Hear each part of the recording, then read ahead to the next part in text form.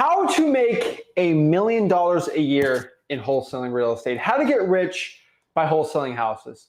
What is up, guys?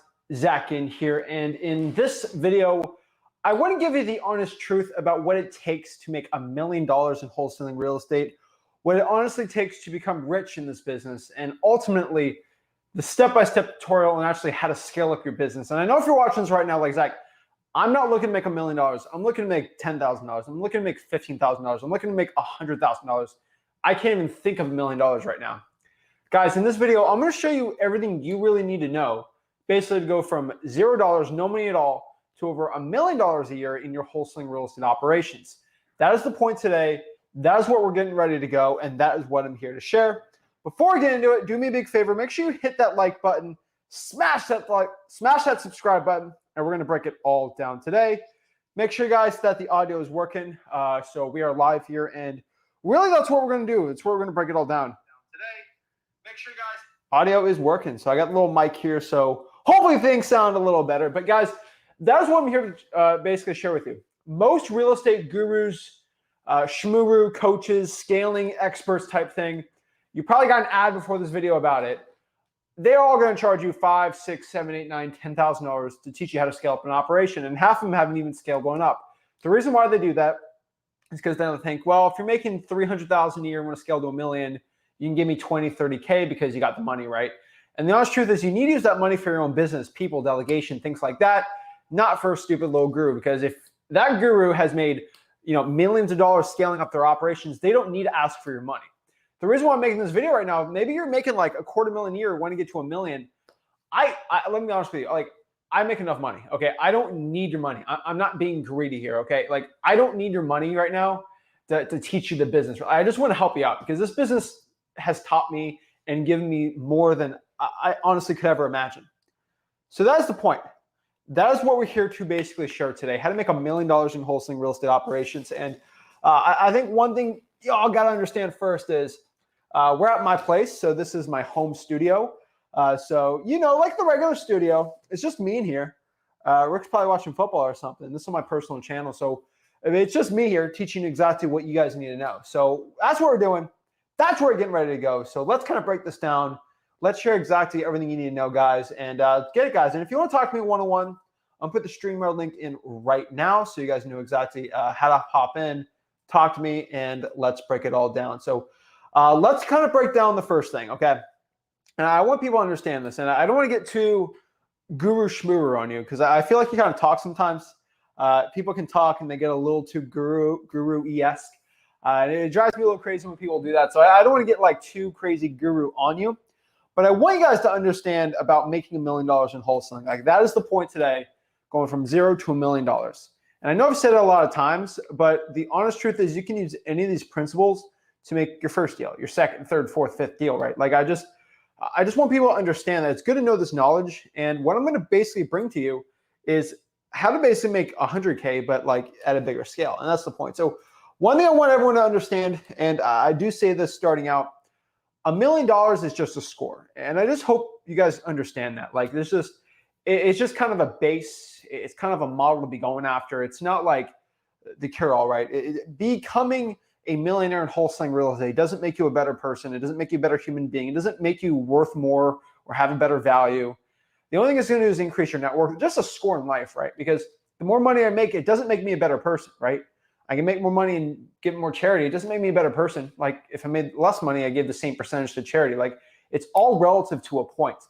So I just want to understand that, like, making money in wholesaling and like scaling up, like, once you get over 100K, and I know this sounds very, I hate to say, like, I guess this sounds very privileged from someone that runs a 7-figure wholesaling operation, but like, once you get above 100K, you're kind of at the point where it's like, you're not going to get any more happy going from 100K to 200K and from 2 to 4, like in that moment. But like your human brain's constantly want to just keep going up and up and up and more. It's just sort of like a video game to a point. I don't want to, make someone feel bad for that. If like, I mean, obviously you got 8, 9, 10 kids. Okay, we're going to make over 100K, right? But like, it's sort of like a video game when you go from level 100. You don't want to stay at level 100 for a year. Like that seems terrible, and you don't think you're like progressing, which makes you feel like you're worse at whatever you're doing. And I feel like that's why human beings always want to keep going up and up. And I get it, right?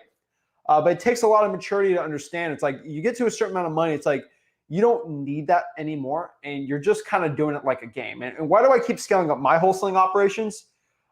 I pretty much look at it as a video game. And like, because I'm making millions and millions of dollars and I just want to keep adding millions to it, it's pretty much like a video game to a point. It's like how crazy it'd be to like just run this up and do something no one in my family is able to do, or like anyone. And obviously I'm part of my dad, so we kind of do it together, but like you look at both of us compared to our family, it's crazy, right? And that's sort of the point.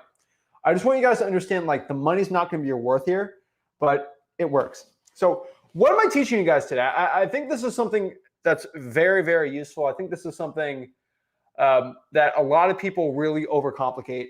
So this is what I'm sharing. So actually, first of all, before I kind of break that down, I just want everyone to understand, like, who is this Zach Ginn guy? Why is this 23-year-old kid mansplaining me, wholesaling me?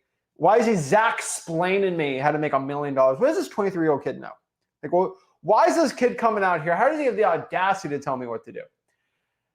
Now, humbly, if you go to anything, like any of my HUDs, anything I do, the results I get, you guys know I'm legit. I post my HUDs, I show my deals, I show what I do. I and Rick together, me and my dad, we collectively run a 7-figure wholesaling operation together. We have scaled it up from making hundreds of thousands to millions of dollars. And if you have the JV operations, not particularly the deals on the JVs, but like if you really add in basically the joint conglomerate of the deals I'm able to do with deals that people send to us, people send us in, it's an insane amount. And if you kind of add everything we do together, we're making millions and millions of dollars and just kind of run up the score. So the first thing is, like, I've run a 7-figure wholesaling operation in my own personal market. Then I started transitioning to doing virtual wholesaling, adding more millions on top of that. And now I'm kind of at the phase now where I want people to JV and send deals to me so I can get kind of a third way to make millions of dollars. Hence, I have this YouTube channel. So I teach you guys absolutely for free. Maybe you guys want to send me a wholesaling deal or not, no big deal, right? That is the point of what I'm doing. So the two biggest questions everyone asks before we get into this is, like, first of all, Zach, why do you think you have the audacity to ask me? Well, I run a 7-figure wholesaling operation. I feel like I can tell you how to do it, and I'm doing it for free, so why not? Second is, like, why are you doing this, right? Like, you could probably make millions of dollars selling a course on this. Well, I'd rather make millions of dollars doing wholesaling deals because, you know, first of all, it makes the gurus feel bad about themselves, and I'm not greedy, and I honestly, like, I'd rather you do deals and do money with me than charge you a bunch of money for it, and you get the same best value from it. So that's kind of the point. That is why a 23-year-old kid is telling you this, because I've done it for real. I've put in the grind, I put in the sweat, I put in the tears, I put it all. I put everything online for wholesaling, and that's how I get it. So how do you make $1 million? And the best way I can look at is how I've done it in my own business, right? And the way that I scale a wholesaling real estate operation is completely different than the guru ones. I'm going to share exactly the difference, the profitability levels, like every single aspect that's different when I scale up a wholesaling real estate operation, especially a virtual wholesaling real estate operation, than with the guru. Because I'll give you a quick spoiler. The difference between me and a guru that makes $1 million, like, okay, more than $1 million, but like making 7 figures a year, is I work 5 to 10 hours a week, and the guru is working 100, let's say 80, 90 hours a week. Let's be nice, okay? That's the difference between us. We make the same amount of money, except I'm working a lot less and I'm a lot happier, right? So that is the difference between us, and that's kind of what I'm showing you to do. Like, here's the thing. A lot of people teach you how to make dollars in wholesaling. I see some gurus on it. It makes me funny. If I drop names, you all would just be shocked. But like, they teach you how to make $1 million, but like, they taught you a job, because to make $1 million the way they teach is you have to work 70, 80 hours a week. If you have a kid, what's the point of that, right? Like, if you have family, what's the point of that? Just work a regular job. Like, get the safety at least when you're doing it, right? And that's sort of the point. I just think so many wholesalers, before I get on a rant, I got to stop myself. It's like, the point of scaling up to $1 million is not to make $1 million to a point, right?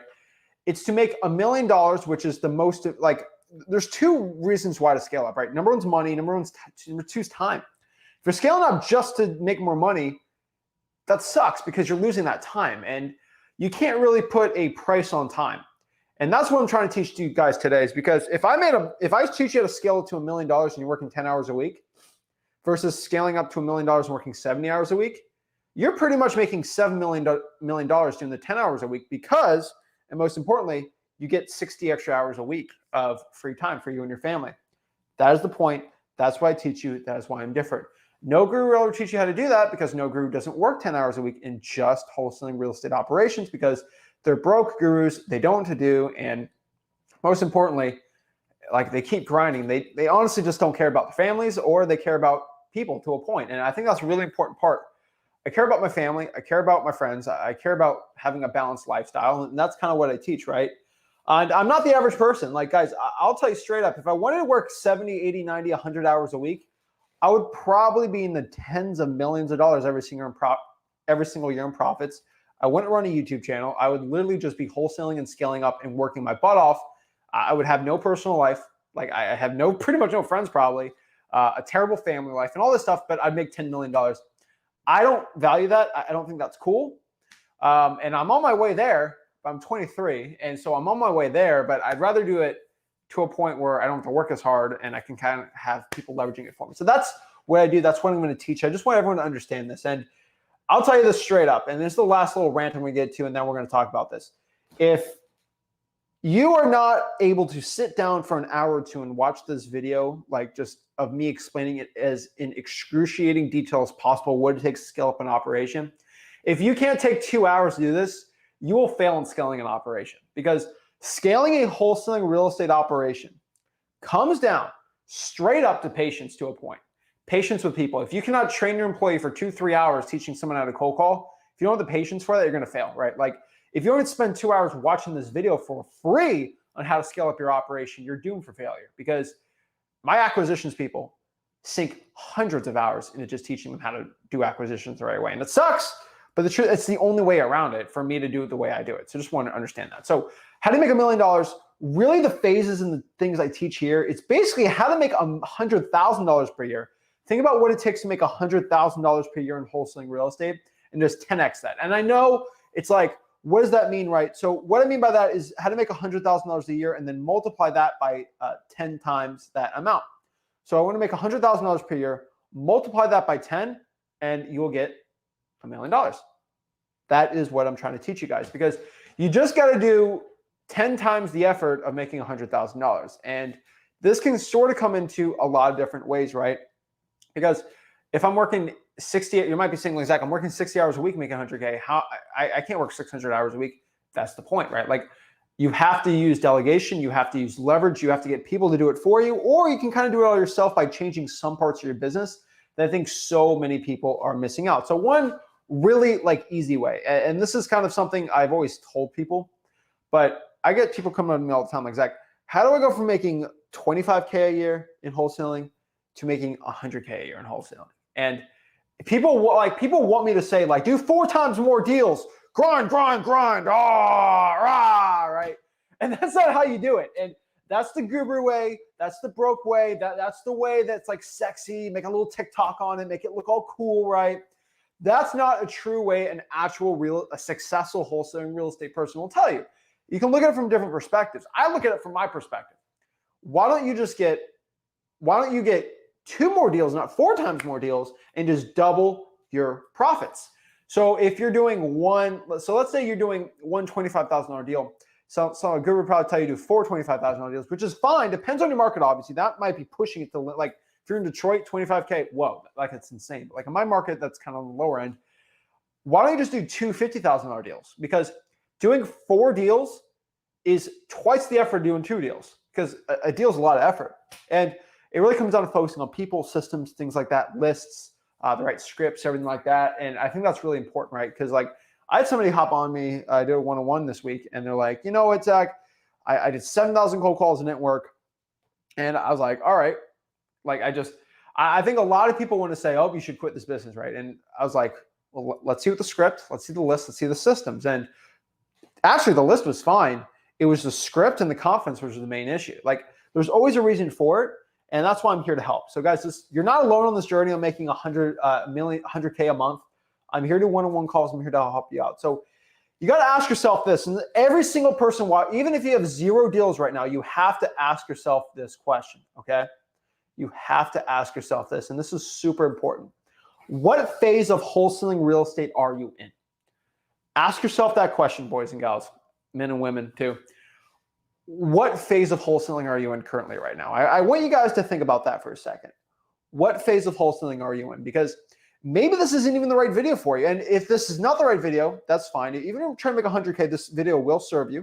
And I have some one-on-one calls. I can always help you out, right? But I want people to understand this. And this is something that I've kind of said on the Flip of the Hook channel, but like this is something I kind of want to introduce on this channel. And no one ever talks about this, but like they're in wholesaling real estate from the day you start to the day you die. Because people usually don't quit wholesaling, they do well, right? You're in it for life, okay? It's like Fight Club. Like you're in it for life. It's like being a Miami Dolphins fan. Even though I go through so much pain being a Dolphins fan, I'm in this for life, okay? I did the entire initiation, right? To be initiation for a Dolphins fan, you just have to watch 3 games and not cry, which it's just expected at this point. But one thing I can tell you is what phase of wholesaling real estate are you in? There's 4 phases in wholesaling. There's 4, just 4. Every guru can say whatever. This is the funniest part. Wholesaling gurus complicate this business on purpose to try to sell you a simple solution. And what I do is I just show you what the simple solution is, because wholesaling real estate is actually really simple. And this is a whole concept we're going to talk about tomorrow on this channel, which I'm excited for. But your entire evolution as a real estate wholesaler comes down to 4 things. And to make $1 million, you have to be on phase 3. So what are the phases, right? Phase 1, I call this the learn and earn. This is basically my first year in wholesaling real estate. So my phases were actually a year apart. So it took me about 4 years to get to my abundance stage. I'm in year 5 right now, about to hit 6. Oh my Lord. Actually, I think, yeah, it's oh my gosh, insane. I think I am in year 6. I got to check. I'm just too big. Yes, I am in year 6. Oh my gosh. That's crazy. All right. 6 years into wholesaling. All right. 6 years into wholesaling. So my 6th year took me 4 years. I didn't realize I was in 6 years of wholesaling. Holy moly. I got to change my bias. Okay. Let's get into it. Sorry, guys. That kind of blew me away. I'm 6 years in this business, but time flies, guys. So let's talk about this, okay? So it took me about 4 years to hit it, all right? So let's talk about this. Let's get it. All right. So number 1, phase 1. This is my first year of wholesaling. This is when I was in high school. I made 100K before I graduated high school. I call this the learn and earn phase. This is when you make all your mistakes. And you make mistakes. I even make mistakes right now in my business, but this is where you make most of your mistakes. You're basically earning, but you're learning on the job. You're failing with sellers. You're going to appointments. You're super nervous. Things are getting real, right? I don't call it a throwaway year, but it's like your freshman year. If you're playing a sport, you're a freshman, okay? If you do a deal, if you don't do it, you're learning, okay? The thing about sports, and I always love sports as an analogy, is because you get a freshman in there in a college. There's freshmen that came in there way better than you, but at the end of your senior year, you're not the same wholesaler, you're not the same player, right? And I think that's the best analogy for it. And it's like your freshman year it's kind of like your freshman year of high school versus your senior year of high school. You are not the same person at the end of that, right? Some people are, but most of the time you're not. You're a completely different person. And I think it's really funny the way you look at it. And that's the way you look at year 1, right?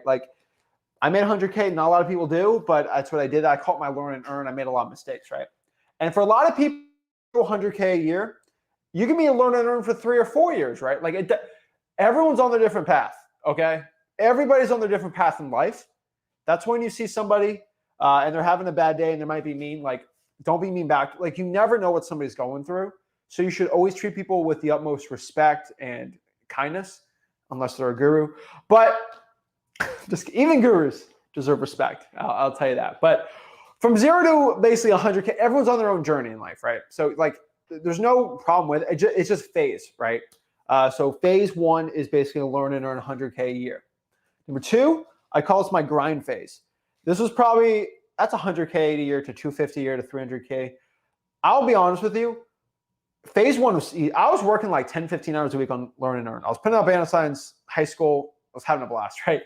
Grind phase was hands down. I'll tell you straight up, and this is no guru's going to tell you, this is going to be the most awful, excruciating, mentally challenging, especially when it comes to business, mentally challenging phase in my life. It beats the cake at anything. Okay. Like in business, this was probably the point where most people break. And that is the point you have to get through. It is like a gauntlet. It is like you have to go through it's kind of that rite of passage for a lot of wholesalers when it comes to becoming rich, because everyone goes through that struggle, right? And some people have that struggle being broke, but you get the struggle in the grind. Nipsey Hussle says it's best, and he's stuck in the grind. I was in that grind all the time. Like, you're not making any more money, but you're just working your butt off, and you are pushing yourself. You're burning the ends of 2 candlesticks or burning the midnight oil, whatever way you want to call it. Rick's better at the analogies. But like, it's the hardest one. And this is the point where when you go from phase 2, that grind, into that scaling phase, that's kind of what we're talking about today. But that grind phase is like, my grind phase was I cold call 5 days a week, 5 hours a day, 5 days a week for a year straight. And I was solo, doing everything myself, just boom, boom, grind, grind, grind, grind, grind. Like, it was just me. I was working 12, 13, 14-hour days, mostly 13-hour days, because I spent an hour on lunch and eating, an hour for working out, and then don't tell my mom, but like an hour or 2 on college. And that was basically like 5-6 hours sleep, and just wake up, do the next day, wake up, do the next day, wake up, do the next day, right? And that's the honest truth. And I got my degree on the side, so my mom's fine with it now, I guess. But yeah, just grinding my butt off. Like, that's the honest truth. And I think that's the problem most wholesalers have, is they're not willing to do that grind. And I hate to be that, I feel like an older guy saying this, but like, those dang millennials, those Gen Zers, right? I have found, if you're like a Gen Z, a really young person like my age, I put half of them into one category and half the other. Most people my age, they will hit that grind phase. Half of them will just quit. Like, they're like, oh, this is too much work, I don't want to do it. Okay. And then this is the part no one ever talks about my generation. The other half are just grinders. Like, they are grinders to the core. Millennials were never like this. My generation's like this, where like half of them will work their butts off and expect nothing and just grind it out. It's a lot rare to find those type of people, but I even put half of them in that perspective, where they'll grind, do anything for what they want to do in their life, right? And it's really rare, but like half of my generation's like this. Other generations are a little different, the way they grew up and stuff, but there's a lot more self-accountability, I'd say, in my generation. I know people are going to be upset in the comments, but it's the honest truth, right? I'm that grind part. For every one of me, there's someone's perpetually lazy with it, but like, it makes excuses. But there's a lot of grinders out here, and you got to choose what part you're going to be in your wholesaling business, right? I can't tell you what to do. Grinding, I hate to say this, but like, it's just suffering, and it's suffering on every level. But when you go through the grind, what comes out of it's the most beautiful thing ever, right? And the best analogy, Eric Thomas said this. Love Eric Thomas, E.T. hip hop preacher. Check him out on YouTube. He's a great guy. Super motivational. When I'm not listening to a podcast in the gym, I'm listening to that guy. He's always said this, and I'm copying him, but I give him full credit for this. So I am putting it, but grinding is like making a diamond. And you got 2 diamonds out here. You got the guru diamond, the real diamond, right? And what I mean by this is, there's those fake diamonds, those Straconian diamonds, Stracosian diamonds. Everyone can tell me in the comments. I'm definitely saying it wrong. Stracosian diamonds, but they're the fake. They're just fake diamonds. They're fake. Okay. They're fat. They're beautiful. Like, they're beautiful diamonds. They're great. When you got it on, you're looking like you're blinging out, right? And then you got the real diamond, right? The real diamond. What's the difference between a fake diamond and a real diamond? We're not talking about those lab-made diamonds, because those are different. But like, what's a real diamond versus those fake Stracosian diamonds? A real diamond, once you put it under pressure, will never break. It won't. That fake diamond, when it looks pretty, it looks sexy. Once you put pressure on that thing, it crushes. And why is that? Because to make that fake diamond, it's pretty easy. It was pretty easily made, right? There's not much struggle happening with it. You kind of made it there, it looks pretty, but once you put pressure, boom, done. An actual diamond was pretty much, most of the diamonds were, they're kind of in the ground in Africa, right? But like, I think a lot of them are like Sierra Leone or something like that. But like, they're brought underground with molten lava under the most extreme pressure known to man, molten steel, the harshest conditions, nothing can be alive in those conditions. And they go through so much force and pressure and stress and like all this stuff. Once you put that piece of carbon through all that insane suffering and process and pressure, it becomes a diamond. And once it becomes that diamond, there's nothing you can do to crush that thing.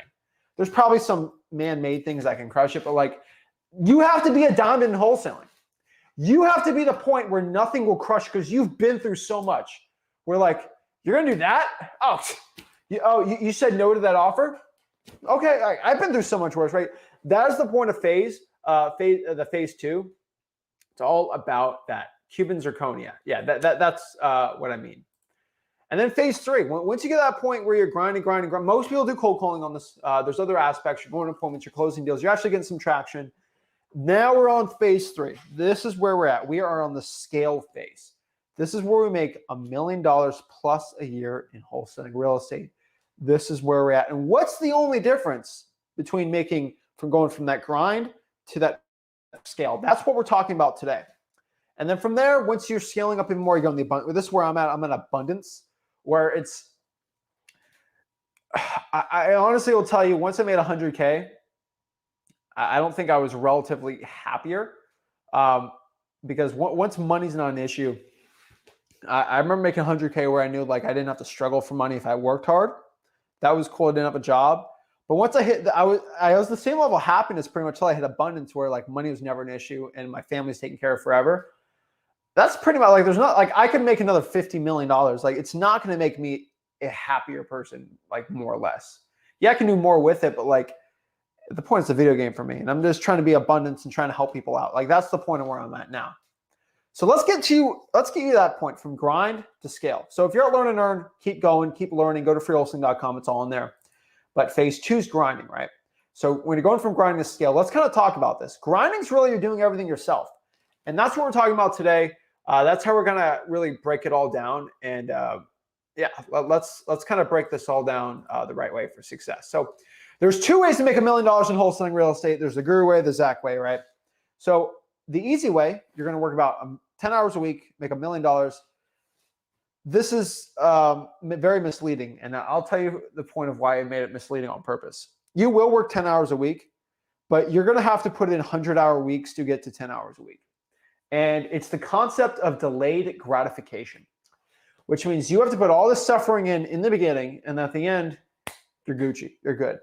So I spent hundreds of hours a week literally training my staff and training my cold callers to get to the point where I work 10 hours a week. Now, I sometimes at 5 hours a week, maybe I have a brand new acquisitions person. It goes into like 20 a week for a little bit, and then it goes back to 5.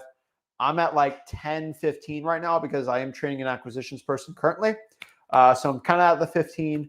Once they're good in a couple of weeks, we'll be back to like 5. So it's like, I would say 10 hours is the average, but once you get an acquisitions person, you got to get some VAs. It's never the same, but that's pretty much where I'm at now on my business. Now, the hard way, you're working 90 hours a week. You got everyone doing, like you're basically doing a lot of the work. You're doing the yelling. You're micromanaging your employees. You're trying to run this crazy operation. You probably go to the office every day. Guys, I'll be straight up. I'm in my home little studio right here. Got my gaming PC. I check on all my stuff. I run my other businesses, and I kind of do it from my house. Like I'm in my house right now, okay? Like you can't come in here and open and talk to me and annoy me on some Dolphins question or, oh, do you see this online? I'm in peace. So we love them. I'm just making fun. But like what I mean by this is like I'm at my own house. Like wake up, get out of bed, walk, get a cup of coffee, get some water, open the door, boom, I'm in here. I can work, right? Like that's what I do. The hard way is like you got this crazy big office, this crazy big team, and like you work 9 to 5, and like you literally have a job now. And it's like it's ridiculous. Okay, stupid. So like that's the hard way. I've never seen the point of that. It's insane. It's so funny. Okay, but yeah. All right. So the next part here is like, so how do you do this? How do you go from basically easy million to a hard million, right? It's the power of delegation and leverage. And I want everybody to understand the power of delegation and leverage. because leveraging is going to be the most important reason. That's the reason why you're able to go from 100K to $1 million, because of leverage. And what does that mean? It basically means if I'm able to put $1 into something and get $5 back, let me put $100 in, get 500 back. Put $500 in, get $2,500 back, right? That's where the point of leveraging, where it's like, have you ever used a lever where like you can basically pick up something 1,000 pounds by kind of using a lever for it, or like you kind of have a dolly. I can move something that's 300, 400, 500 pounds without even lifting it. It doesn't even work that hard because I have a wheel, right? You can kind of lever the way you work, where you can kind of put, 50, let's say 100 hours a week of work on a dolly, and you push it and it's like, it feels like it's 10 pounds, right? So you're basically doing 2 hours of work, and that 2 hours is equal to 100 hours, right? That's the point of a delegation, right? You get people to do stuff for you. Maybe you pay someone 30, 40. I hope you guys know this is how employees work and employment works. If I pay you $50K a year to do this accounting job, and I'm able to produce $80, $90, $100,000 of value from it, and sales from just having that employee there doing the task, that's leverage, right? That's putting that dollar and getting $5 out. Most businesses, they put $1 and they get $3 out, $1 and get $2 out, but like that's pretty much the concept of it. And that's what we do in wholesaling real estate. And this took me a very long time to learn, like an embarrassing amount of time to learn, okay? But it took me about 2.5, 3 years to learn this, but like that is the key. So if I'm working, 5 hours a day of cold calling, and I could hire someone for $6, $7, $8 an hour to do all of it for me, and that can produce me $60, $70 an hour of just deals. That's not putting that dollar in, getting like $12 back, right? That is the point. Like that's what we're doing. And the point of that is getting out of your own way. And the way you got to look at leveraging, getting rich in wholesaling real estate, it all comes down to putting that dollar and getting the dollar out.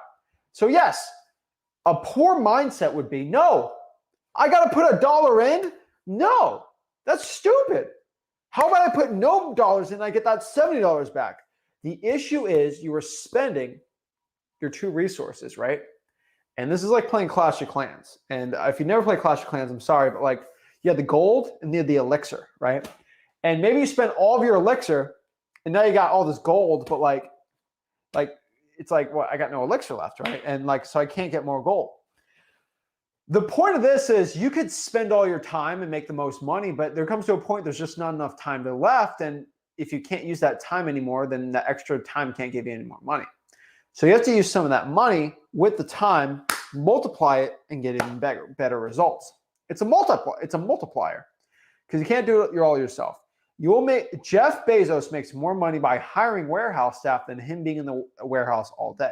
He can get out of his own way, say, you know what, I know I'm going to lose $20 an hour, which I could do, but I'm going to have 50 people do it for me, and I'm going to make the high-level decisions. You got to get in your own way.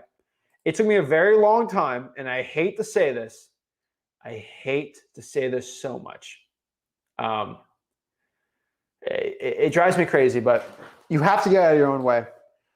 It took me forever to stop cold calling because it was the thing that made me the money. It's the thing that changed my life, right? And once I learned to have someone cold call for me, unfortunately, they were, honestly, let's be honest, they're probably 60% as good as me. So if I had one person who was 60% as good as me, that means I've made 100K a year. Now they're doing the cold calling for, now I'm making 60K a year. This sucks, right? Like, I'm just going to cold call myself. Screw her, right? And I got to spend all this money. It's stupid, right? Now, what I learned was, yeah, that's stupid. But if I have two cold callers at $6, $7, $8 an hour, they were able to make me $120,000 a year. 3, that's going to make you 180. 4, 240. And I spent like $50,000 in salaries. Once I start learning that concept, you do only one stupid, right? Once you get going, and you got to go from 1 to 2 to 3 to 4, like you got to go slowly on it. But that is the point of scaling, getting rich, and wholesaling real estate. Let's get it all right now, giving this stuff, okay? Literally, when I talk about the gurus, the internet goes out. Is that weird? Let me know if that's weird. I would love to know if that was weird. If when I talked about the gurus, the thing went out. I think it's interesting. I just don't even talk about it. I feel like I'm not going to say the word. All right. So they claim about 45 to 55% basically 45 to 55% profitability, which means they make $1 million. Their net after everything, not including taxes, is $450,000 to $550,000. Do you think that's kind of weird? That's what the gurus tells you. So if they claim to make $1 million in wholesaling fees, they're going to make 450 to 550, which I think is kind of stupid, right? Now, honestly, like I get it. Like they got to pay their employees, they got to do all this stuff, and they work their butts off.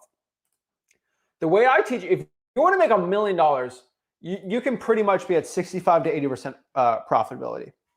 Where you net $650 a year to $800,000 a year, and that's what no one talks about in wholesaling, right? And that $800,000 a year really comes down to, and I'm being completely honest with you guys, is like paying your marketing people and your dispositions people. The point is here, especially when it scales to $1 million, you don't need to hire out everybody to make $1 million a year in wholesaling real estate. And I think this is the point I think a lot of people get really confused. And guys, if you say screw the gurus, make sure you subscribe. And yeah, I've never had that problem here, but whatever. All right. I've done hundreds of hours on the internet on this computer, but whatever. All right. So what I can tell you guys is the profitability becomes a lot better when you use the Ginn system, the wholesaling system we teach, and that's what we do. So how do we do it? So what is our system, right? Let's kind of talk about our marketing acquisitions and disposition split. And that's the way we teach it, right? So how do I scale up a business when it comes to marketing, right? There's a lot of ways to do it. So there's a split between 3 ways of wholesaling. There's 3 arcs of wholesaling, right? Or 3 phases, not phases, but like 3 ways to structure a wholesaling, the 3 phases of it, right? Number 1, there's marketing, there's finding the deal, there's acquisitions, getting the contract for the deal, and then there's dispositions, selling the deal. That is the 3 core key tenets to wholesaling real estate, right? That is what we have to do from left to right. That is the decision, and that is the process we have to think about. So in essence here, how do I start scaling up an operation? What do I focus on, right? And every guru is going to tell you something a little differently, right? And the honest truth is you need to focus on marketing, number 1, because that is the part where you can pay someone 10, 15, 20 bucks an hour to do something that's going to give you hundreds of dollars an hour of work. Like that's the greatest, I don't want to say like arbitrage, right? Like that is the greatest arbitrage type factor on here, right? And that's the way you're going to get the best leverage currently. So what I want you guys to do is start hiring marketing, right? So if you're cold calling right now, get someone to cold call for you. If you're in that grind and you want to get out of it, marketing. Next part here is, believe it or not, it's probably going to be another marketing person, and then possibly a junior acquisitions manager, and then some dispositions person. And the last hire should be acquisitions. And the point of this, guys, is I just want you guys to know is acquisitions should be the last hire ever, because you're get paid the most when you're going out there and putting properties under contract. That is the best use of your money, because it's very hard to find someone to do it. It takes hundreds of hours of even me, with all the videos I have, to train someone to be even at 70% of my level. Like insane amount of discipline, insane amount of teaching I have to do, insane amount of it all, right? So I just want you guys to understand the amount of work, the amount of insane effort I have to go through just to train an acquisitions person. And that's always gonna be my last hire. Okay, like straight up. And they're obviously get paid the most. So that is my split of kind of hiring people. So if you're just doing a regular wholesaling real estate business right now, it's like, what can you do to even get to that grind level? And how do I get even more money, right? Number 1, in marketing, I think a lot of people, like, they're struggling right now. Even when you're scaling up business, you have to get better lists. Before you start scaling, make sure you do all this stuff. And what makes somebody that's really good scaling up operation versus not, for somebody who makes a ton of money in wholesaling versus not, it all comes back down to getting better lists. Most wholesalers are not doing the best list possible, and they honestly need to they have to start doing better lists. So these are government lists. Most people aren't pulling every single type of government list possible. If you're not, you need to be, right? It's not even about the type of marketing channel, because you can kind of do any channel possible, right? It's always getting that better list, which is probably gonna be the most important key factor I could say for success. Next one is, this is the biggest acquisitions issue I can tell you, is stop treating acquisitions like it's a sales thing. Acquisitions is all about focusing on people. If you can focus on the person you're talking to, the seller, and not about the real estate, you're going to make so much more money than like you could ever imagine, right? And this is the biggest issue I see from myself, like me and Rick together on this, and our philosophies on wholesaling of why when we teach somebody wholesaling, why they do so much better than with a guru, it's because we focus on people. We don't focus on the property. We don't focus on the sick clothes bra, right? Like we focus on helping a person out. And I don't want to get all like, I don't know, mystic or I don't know, spiritual on you, but like the truth is, and this isn't even like, this is just statistics. It's like karma to a point. Like if you just do the right thing and you do what's out, if you actually make less money and help a seller out and you make a win-win that everyone's okay with, over time, you're going to make more money than if you didn't, right? And greed will never help you win. Like greed will never win, especially when it comes to making a great operation. It will never win. It's always about the people and satisfying the people with your solution, which is the cash offer on the property, right?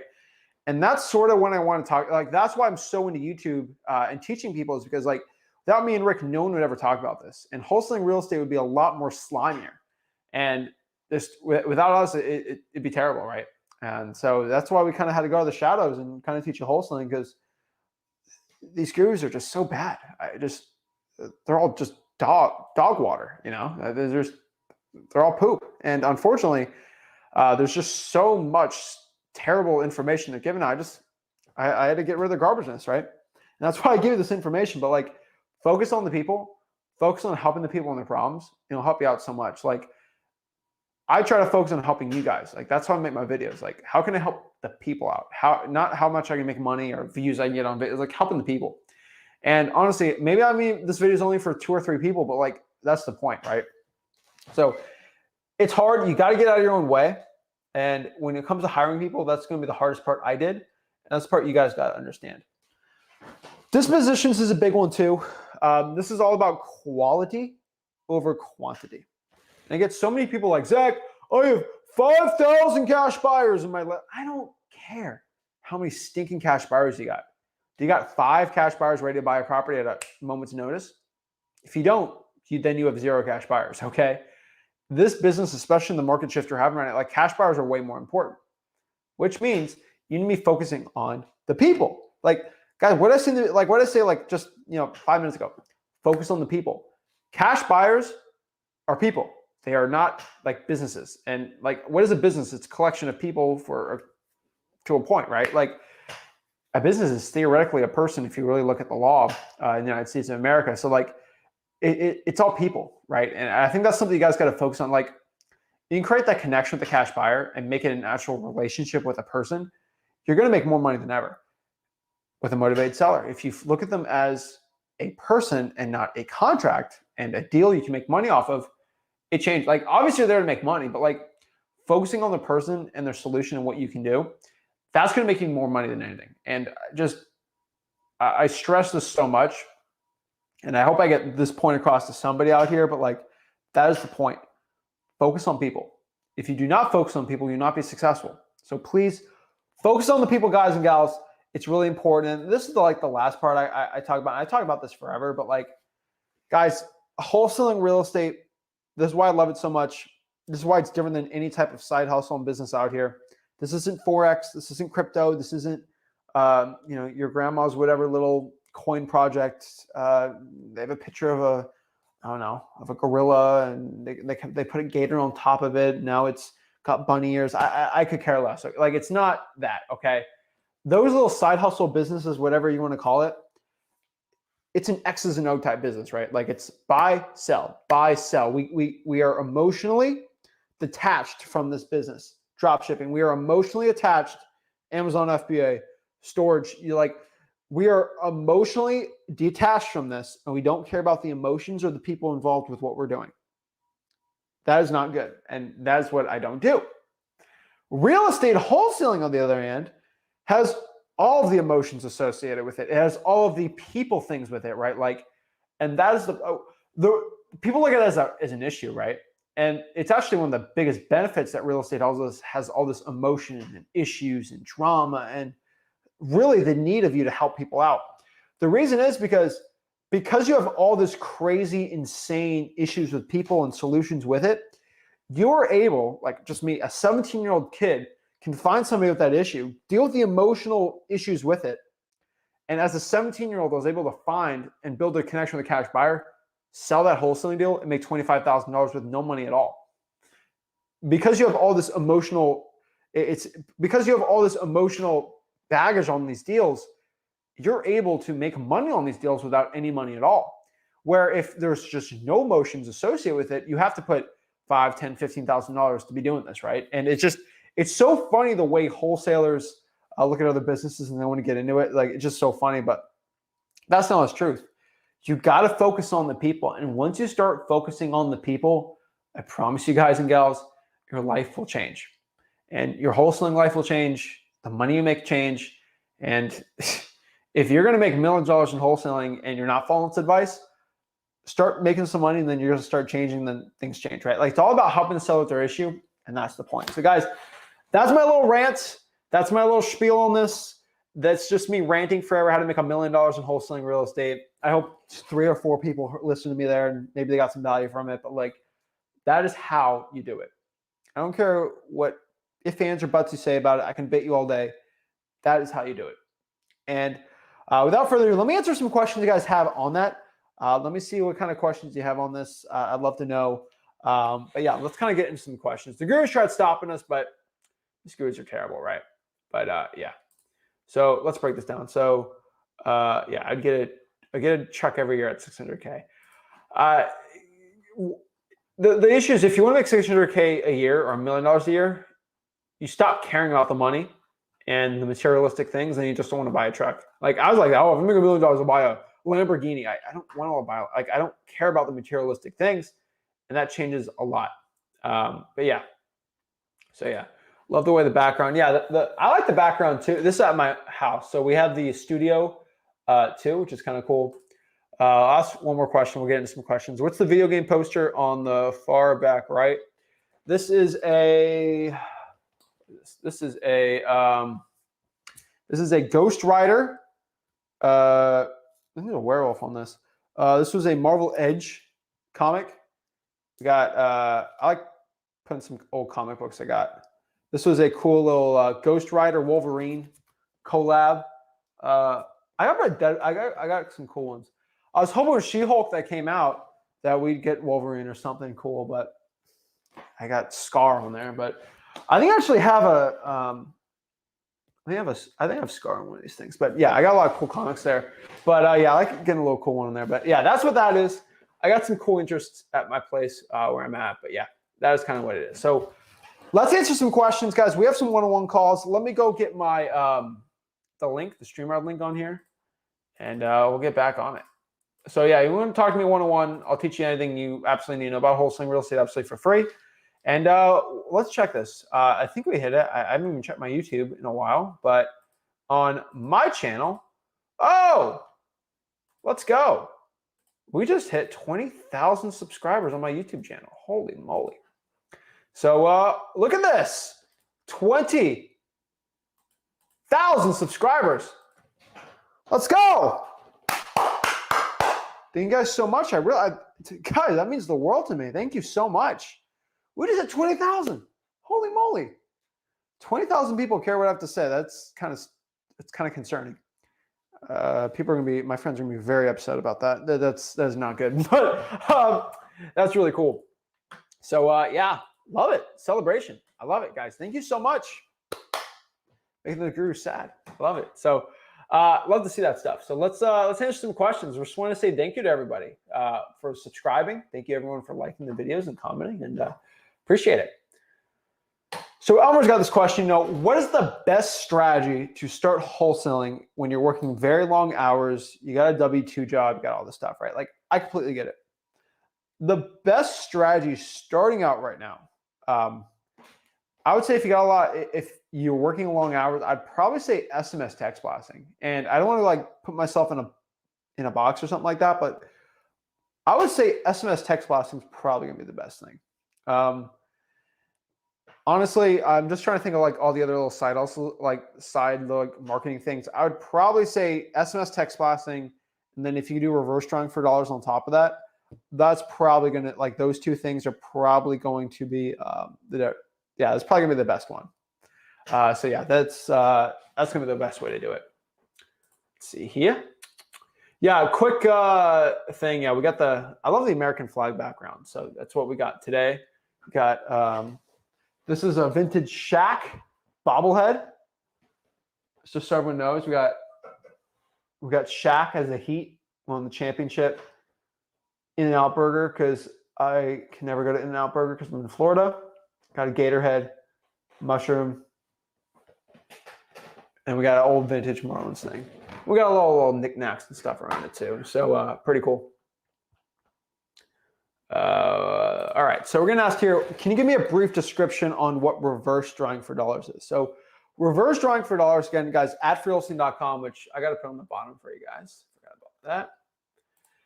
So on the bottom here, guys, we have freewholesaling.com. So basically, freewholesaling.com is pretty much we'll teach you reverse drawing for dollars. So reverse drawing for dollars is basically getting a sticky note, putting on ugly houses and saying something like, hey, this is Zach, I had a quick question about your property. Please give me a call back. Or you put, hey, this is Zach, I had a quick question. Please give me a call back. So for reverse drawing for dollars, you can put anything you want. You can talk about the property. You cannot talk about the property. I prefer you don't talk about the property, but some people like doing it. I've had some pushback on that. So I'm like, all right, fine. You can put that on there. But like most likely it's like doing direct mail, but trying to get that big response rate. So if it's Ethan, try for dollars once you find that ugly house, right? Hey, this is Ethan.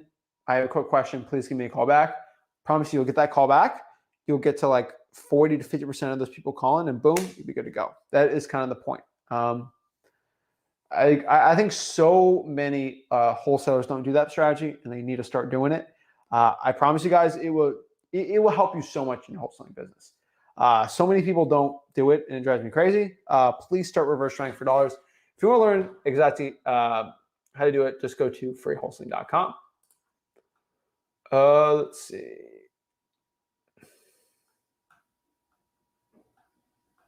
All right, love it. Do you let dispo people decide the assignment price on the property, or do you still manage those aspects? So I manage a lot of those aspects still. Ultimately, me and Rick will make that decision. But pretty much, like, if we have the comps and we know exactly what the range is, and if I talk to 4 or 5 cash buyers and they all have from 20,000 assignment, and then the most would be 22, and then one's 18, I'm like, all right, no, like that range, that's fine, right? I don't get too greedy on it, but if all the cash buyers are in agreement on a price, like 5 of my really good ones, I know not to get greedy and I just sell it. And that's something I think takes a while to do. But yeah, I still make those decisions on it just because it's not that many decisions. So it's not really that crazy thing to do, right? But yeah. Let's see what we got on here. Holy, all right.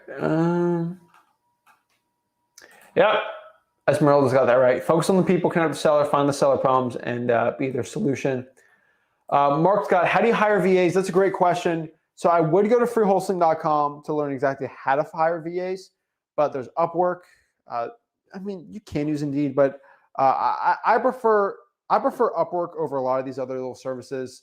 There's onlinejobs.ph. Fiverr's okay. I found the least successful Fiverr for some reason. It depends what you want them to do, right? So yeah, let me get my water. It's been a while since I drank some water on a stream. Crazy guys and gals.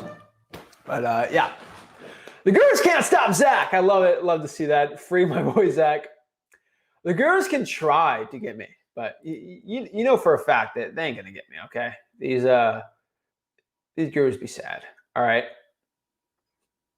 Let's see here. We got to get you a new haircut, bro. We got to get you a new bank account. All right. So let's see here. I think one other person roasted me. They tried roasting me on my haircut. And I had one guy, he roasted me for my haircut. He said something about my haircut, like it was something stupid. And I literally just commented back. I said, how much did you make last year? Because if it is not more than me, you need to stop focusing on my hair and start focusing on making money. And that person got really upset at me. But honestly, guys, I think it's so funny. So I've always found if you have hate, and I'm not saying the worst gamer is hating on me, but you know, I always gotta be concerned when I don't see anyone's first name or last name say something about me. The honest truth is, I've never gotten a hate comment from somebody that makes more money than me. Never. And it's always kind of funny. But yeah, ask yourself that question. Yeah. Let's see here. All right. Isaiah, what is the best financial move into real estate investing as a first-time home buyer? I want to know my move the best to go from apartment to a house, but also your thoughts on a short-term, medium, long-term investor play. So that being said, I still prefer wholesaling real estate with the money you got, but let's get into this. So if you're a first-time home buyer, live in your own house. The best advice I can tell you straight up, and this is my personal channel, so I'll talk about it, is I would probably buy a triplex or a duplex, or if you can, a duplex, or at worst, a duplex, a triplex, or a quadplex. Quadplex is theoretically the best one. Depends how much money you make, right? So I don't know. I'm not a loan officer. But I'd probably buy, hopefully, a triplex and rent the other 2 units out, live in that unit, live for free. And then boom, you live for free there. That's probably gonna be your best one. And then if you ever make more money, then rent the whole triplex out, and then boom, the mortgage is paid for. Check out, I don't know if it's FHA loan, not financial advice, obviously, and just house hack it. But honestly, like everyone like wants to that. It's all sexy. If you can do that, it's probably the best play. But I mean, just house hack yourself. You can buy a house and just have landlord, have tenants living in the other rooms. There's room with other people if you're young. Like you don't need, you know, to get a loan out to go do that, right? Like I'm not the biggest debt guy, so go live with 4 to 5 other people. If just at $500 a month, that's better than living with your parents, honestly. If you can make some money, right? So it's whatever financial move you want, but yeah, that's never a bad part. Yeah, but if you're going from an apartment to a house, I would probably do the duplex or triplex from there. Now, just understand the way I did it. I made enough money, so I didn't really have to worry about this too much, but where most triplexes and duplexes are, they're probably not the best parts of town. So I never wanted to live in there. And that's what kind of stopped me from doing that. Because I live in a duplex. But like the duplexes where I'm at aren't in nice parts of town, or like, I like living in nicer places. So it's not really something I really need. So yeah, so that's just kind of my advice for it.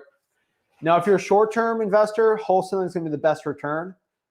Median, I would probably do Airbnb if you have a good property for it. Long-term would probably rentals on multifamily. If you're going for appreciation, maybe single family, but depends where in the country you are and how cheap and the ROI on the piece of real estate is. I love talking about real estate. I love doing that, but honestly, that's where I want to do. The key here, Isaiah, I just want you guys to understand, because I do a lot of this, make a lot of money in wholesaling, pour a lot of those cash into rentals and stuff like I just talked about, and you will never have to worry about money the rest of your life. If you make $1 million in wholesaling, that should make you $100,000 a year for the rest of your life, and you don't have to ever earn or work for it, right? So every $1 million I make, they'll make me about $100K in passive income. That is kind of the point. Let's see. Ollie says, hey, Zach, I appreciate all you do. I need some help to coming up with a virtual wholesaling schedule. I'd like to start ASAP. I watched every video in Wholesaling Masterclass, by the way, and took notes. Ollie, hop on the one-on-ones. I'd like to talk to you, bro. The best schedule. So if you're, I need some help to coming up with a virtual. So if you want to start wholesaling, the best schedule would be as much time possible. First of all, pick a market. Second thing you got to do is once you pick that wholesaling market, start doing marketing for it. And then I think you should be good to go. And then use all this possible time to deal with sellers, cash buyers, and then close deals. And I think that's gonna be your, that'll probably be the best suggestion on it. And I think you said same thing on there. Yeah, hop on the one-on-ones. I'll give you the StreamYard link, and everyone's got the StreamYard link. And then yeah, I'll talk. All right, let's get some one-on-one calls here. All right, Esmeralda. All right, I made it. You're the first one on here. What's up? How can I help you out? Congratulations on 2,000 or 200. Appreciate it. 20,000. 20,000. And also congratulations on your 6th year of abundance, man. I want to be like you someday. 2nd year of abundance. Oh, I thought you said 6. Oh, okay. 6 years of wholesaling. So it took you 4 years to get to the place where you're like, ah. Yeah, pretty much. A lot of it was suffering, but yeah. But it sounds like it paid off, right? The grind I would and say so. the grind stage. Awesome. What can I help you out with? All right, I have a couple questions for you. So last week I was able to contact about 200 people in Ohio. I got a lot of people hanging up on me, but I guess that's part of the way it is, right? Yeah. So that's part of the grind. We got to just keep going. But my question to you was, okay, so sometimes I notice that it's a wrong number, right? So I was like, well, how can I take advantage of this, even though they're not the owner of the house and they're maybe like someone that isn't related to them? I was like, how can I take advantage of that? And I saw something on YouTube where someone was offering a 100,000, not 100,000, a 1,000 referral fee. So I wanted to ask you if I should include that whenever I notice that, like, for example, if I'm trying to reach Carol Smith, but a guy answers, right? So that's probably not Carol. So maybe Well, ask her to the owner because they might be married or a cousin or an uncle or someone that get you Carol's number. Okay. So still probably okay. Well, That's why on the script I always ask if you're the owner. Yep, I did notice that. So okay, let's say that I do ask them if they're the owner and they say no, right? Or I get it. I get this sometimes where they'll say, "Oh, they always call here. It's the wrong number." Would you? Do you think it's a good idea to tell them, "Hey, like kind of tell them a little bit of what I'm doing. I'm a fix and flip company. We're offering a $1,000 referral fee, asking around if you or someone you know has a property that you'd like to sell." Do you No. think it's useful? No. Okay, so The most I'd ever ask is, do they have any properties they're looking to sell? That's it. do they have any properties they're looking to sell? Because either they'll say, yes, my personal house, you can wholesale that. Or number two, I know some of that might. Okay. So So that referral fee thing, probably throw that away. I throw it away. Okay. It sounds like you don't do anything like that. I don't do anything. That's just personally me. Maybe you find someone that does it really well. Good for you or for them, but I've never found good success with it. Got it. So ask them if they're the owner of the house, and if they're not, ask them if they know of someone that needs to sell a property. No, do you have any properties you're looking to sell? That's it. Okay. So if it's the wrong number, do you have any properties that you're looking to sell? Yep. Gotcha. Okay. And okay, so I'm about to do another list this coming week. The last list that I did, I deleted all the DNC numbers, and I've been getting conflicting like opinions on Facebook whether I should delete them or not. Just to be safe, I've been deleting them, but some people are, suggested. I also called PropStream asking if they did it themselves, like automatically, and they said no. But the guy was like, "Hey, just so you know, sometimes people put their number on the DNC list like 5 years ago, and now they forgot. So you might want to still call them." And I was like, is that a good idea? So I thought I'd ask you if in your business, do you ask your VAs to not call the DNC numbers? Well, with the people that did the DNC list, that told you not to use the DNC list, were any of them lawyers? That's a good question. I don't know. Most likely not. The Facebook, okay? Yeah. I personally read the DNC rules, and it basically cannot be telemarketing. And the definition of telemarketing is the encouraging of somebody to buy something, right? Encouraging somebody to purchase something. So you're selling something to somebody.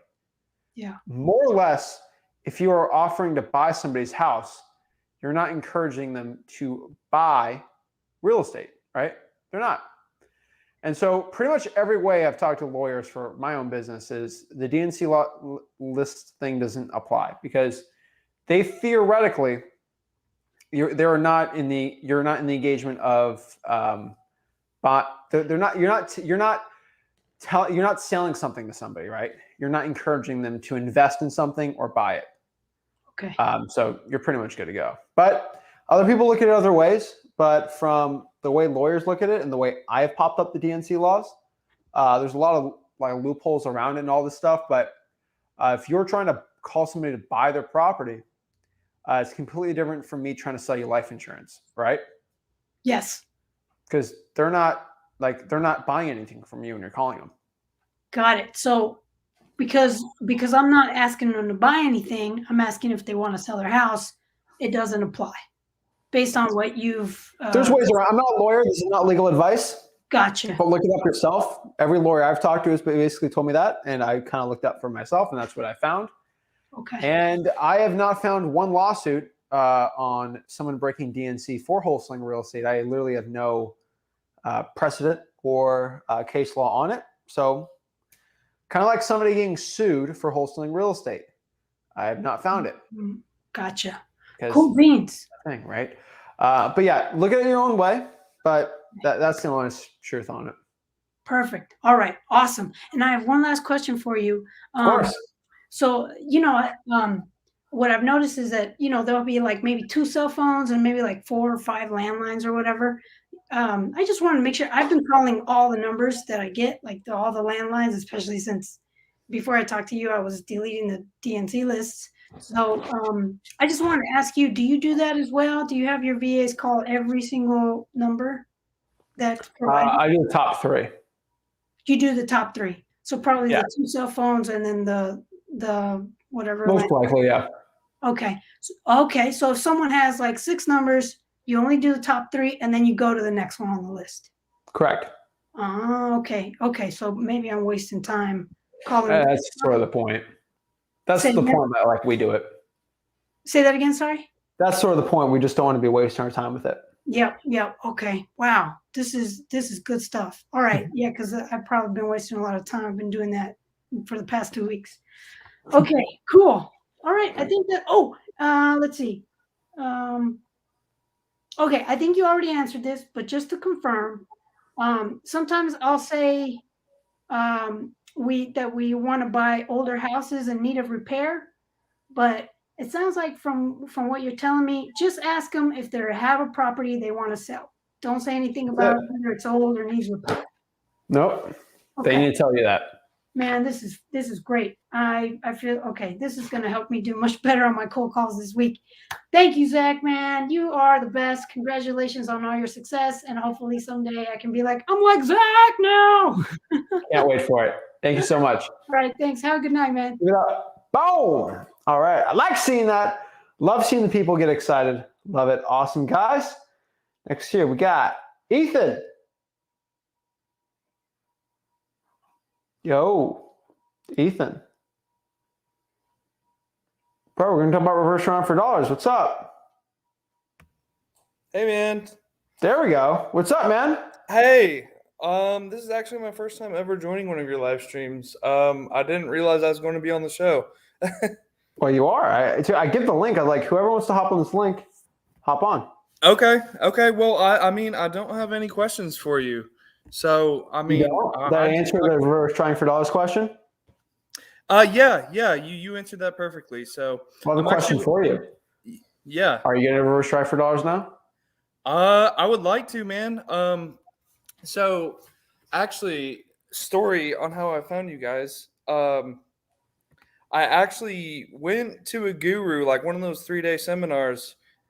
It was me, 3 of my brother-in-laws, and, get to the point, kind of like whet your appetite, get you interested. And then they came the sales pitch is like $20,000 for a course. I'm like, dang, there's got to be another way. So like me and all 3 of my brother-in-laws are like super interested in real estate. And then so stumbled upon your stuff, working my way through your course now. Really appreciate what you're doing, man. You're telling me I could have made $20K off of you for this conversation. And now I'm not. Yeah, you could have, man. I was going to fork it out. Just kidding, man. Yeah, where are you out right now? Where do you live? I'm in Atlanta. Yeah, you don't need $20K to learn how to wholesale in Atlanta. You're fine. Seriously, dude, it's all about finding ugly-looking houses, connecting with a seller, and selling the deal. Like, that's it. Yeah. You don't give me stupid $20K to do it, all right? Like, that's it, man. So, dude, reverse try for dollars, you'll do well, man. I promise. Okay. You. Yeah. I'm going to try it out this week. I'll let you know how it goes. Awesome. All right, Thanks, man. appreciate Keep it, man. it up. How long have you been learning wholesaling for now? Ooh, like a solid 2 weeks. Oh yeah, dude, you're getting new to it. Get comfortable with it. Go through the course, and you should be good to go. Okay, all right, I'll do it, man. Appreciate All right, it. give it up, guys. That course is literally it's a seventh. It is a set. You pay $7,000 to get a course. Like I would probably charge $7,000 for that course. I'd probably change up the videos, maybe record it a little better. Like you get what I'm like. The information is the same on it. Okay, that is the point. Like it's a $7,000 course to give absolutely for free. And it's crazy you're not going to freewholesaling.com and learn it. Insane. Hello. Yo, what's up, Zach? So how the FISBO's going? What's the vibes? I was calling, brother. I was calling this week. Yeah, it's good that you ask.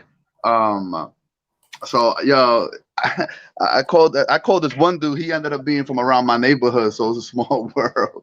Oh my gosh. But he lives out in the suburbs now. And long story short, he told me he had a realtor, but his realtor friend was just there like helping him.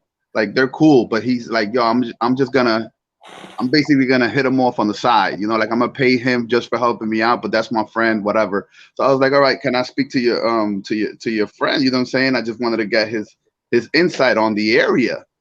I was just trying to build rapport, and he put him on the phone. We spoke. The guy tells me everything's getting snatched up over there, really quick. Like, you know, what is it? Blind offers. You know, like they're waiving inspection and all that. And that kind of like got to me a little bit. So I needed you to straighten me out a little bit because I got a little discouraged. I was like, damn, if everything's getting snatched up, what chance do I have?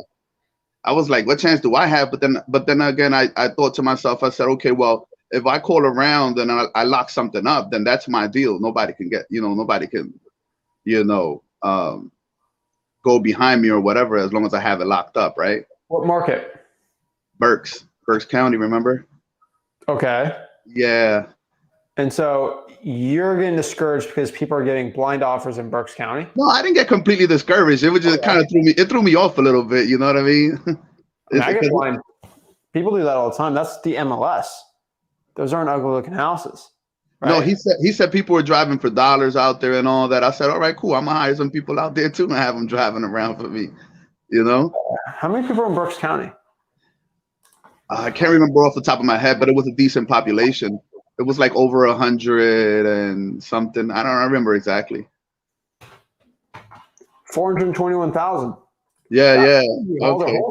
You want there to be wholesalers there. That means there's cash buyers. That means there's deals. Yeah, no, that's good. That's good. You know, I just needed you to. I needed you to straighten me out. You know what I'm saying? Because you know sometimes we just need a little guidance. This is fishing, where it's like you found the only pond where all the fish are. Like there's a lot of fish. There's gonna be a lot of people fishing there. But I fish in places where there's plenty of boats around. I still catch a lot. Okay. Yeah, that's a good sign usually. You ever fished in St. Petersburg? Yeah, I'm not the St. Pete's Pier, but I fished on the west coast of Florida. Yeah, I fished there before. But anyway, so that was one thing.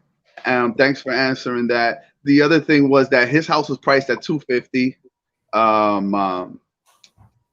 Yeah, I built so much rapport that I got him to tell me how much he actually bought the house for. That's public information. Yeah. Oh, it is. Oh, okay. I didn't know. Yeah. But he told me how much he invested into it and all that.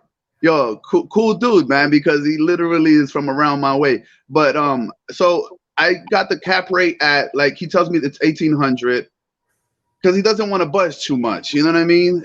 So I'm figuring it might go to a renter, and what I'm getting is like a 6% cap rate because he says it could rent out for like 1,800 to 2,000. They'll tell you whatever you want to hear.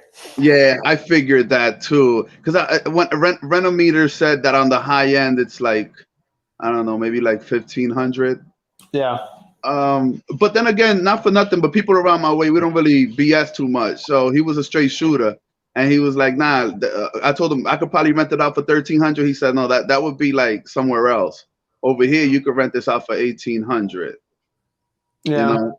I got the sense that he was being honest, but of course you got to take that with a grain of salt. When I did the math, I'm not sure if you have the time to like do the math really quick with me. I subtracted like maybe, is it safe to subtract 30% for expenditures and vacancies and then do the cap rate like that? Sure. Yeah. I mean, it all comes back down to, man, I said this last week with you about lowballing enough, right? Yeah. Yeah. No, If yeah. you're crunching the numbers, dude, it's probably not going to be a deal. He got really, he got straight to the point. He was like, listen, let me get straight. I was trying to build rapport. He was like, let me get straight to the point with you. My bottom line is 250. The thing ARVs for 275. It's probably And not I'm doing sorry. the math. Yeah. Add the one, it's not a deal. You know, Yeah. No. It's real easy. No, I know. Dude.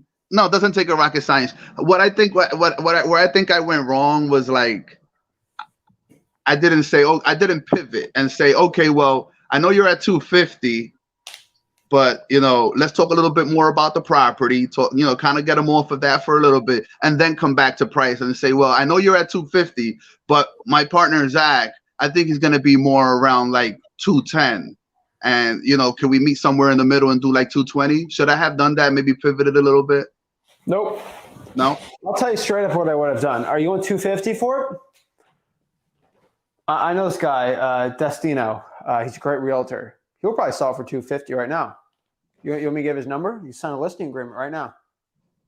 Oh, I don't want to list it. Why don't you want to list it? I thought you want to sell it for 250. Oh, I just want to sell it cash.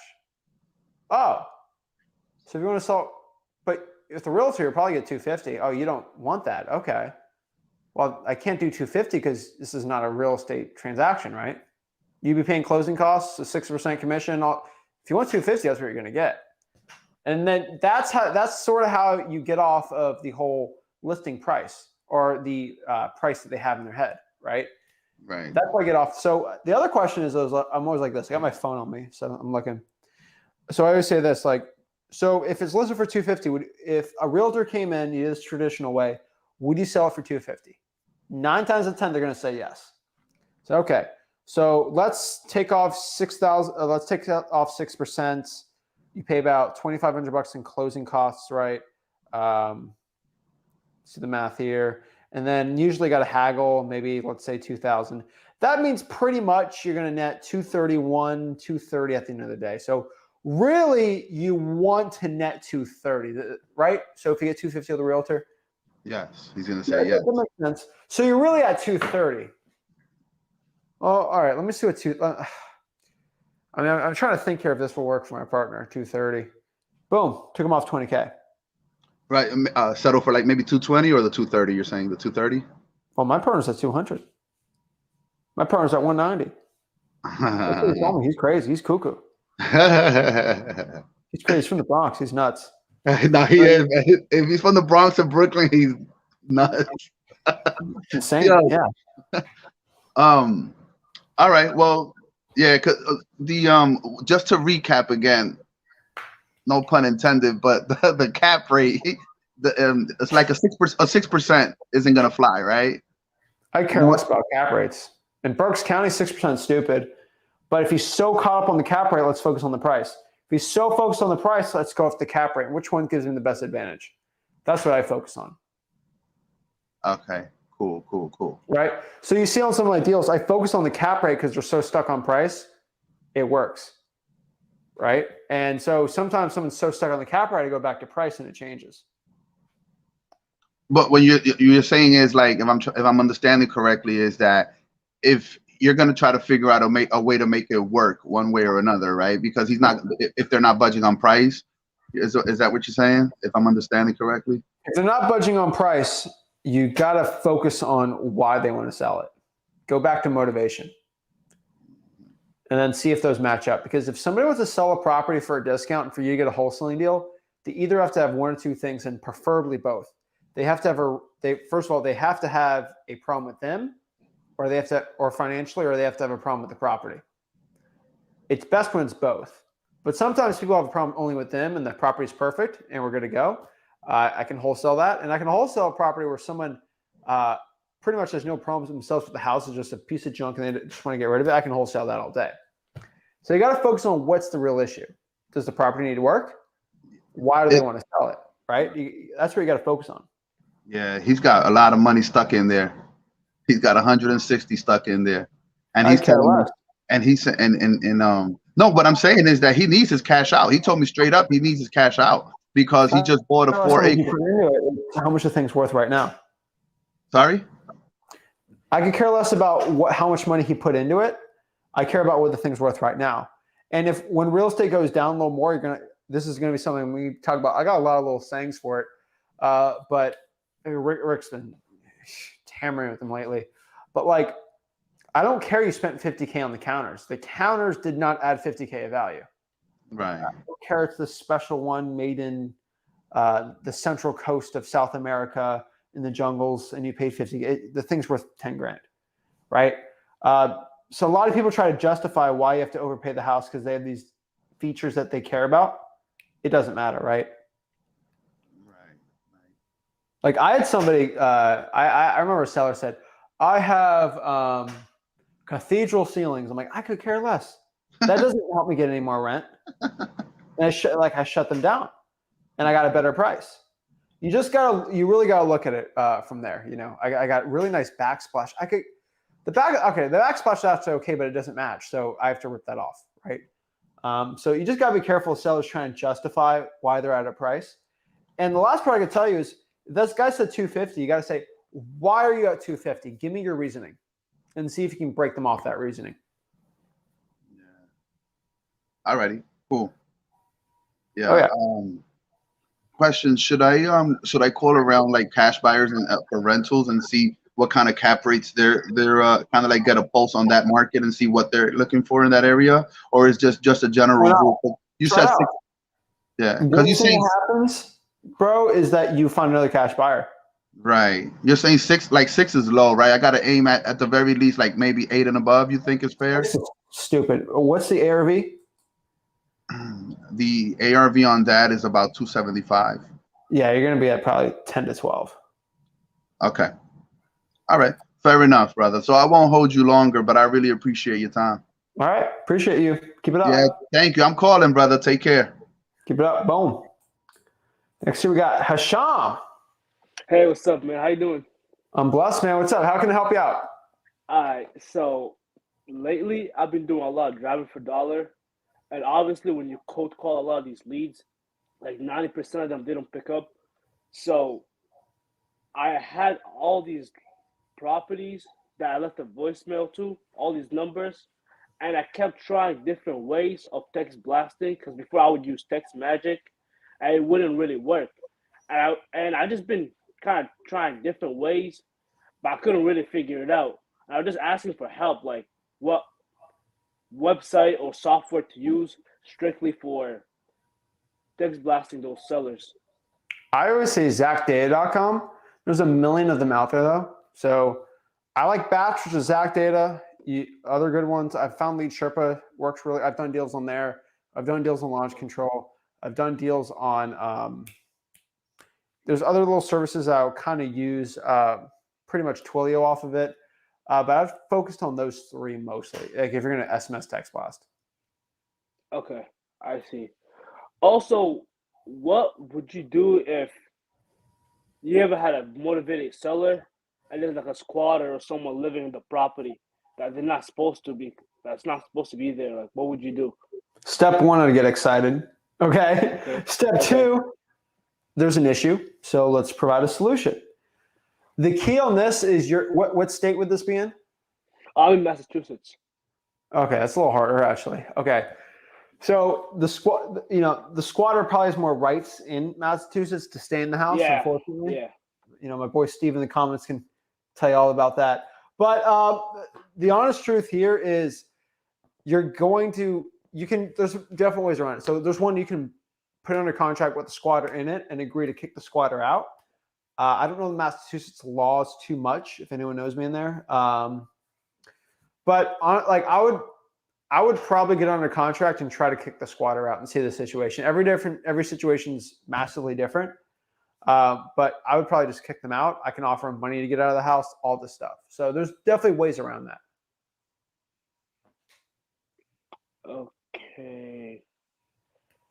Okay, I see. Also,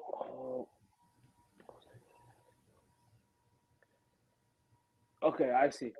All Do you right. have questions about that? I'd love to. I can go further into it too if you like have any questions about it too. Yeah, I just had another question. Just 1 second.